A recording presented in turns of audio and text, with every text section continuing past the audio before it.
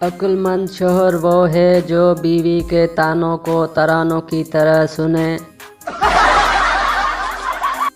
कुछ लोग इतने भयानक कंवारे होते हैं कि उनके ताश के पत्तों में भी बेगम नहीं आती।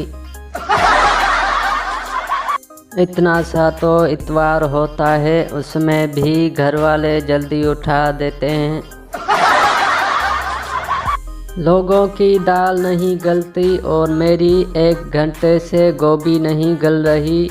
मार्केट में बहुत ढीठ गोभी आ रही है। पब्लिक ट्रांसपोर्ट में बातें करने वाली ख्वातीन से गुजारिश है कि ज़रा तेज़ बातें किया करें। स्टोरी का एंड सुने बगैर वैन से उतरना अच्छा नहीं लगता।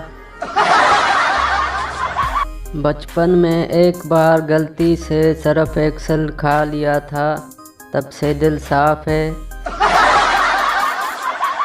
मान भी जाओ से लेकर भाड़ में जाओ के दरमियान जो होता है दोस्तों, उसी को प्यार कहते हैं।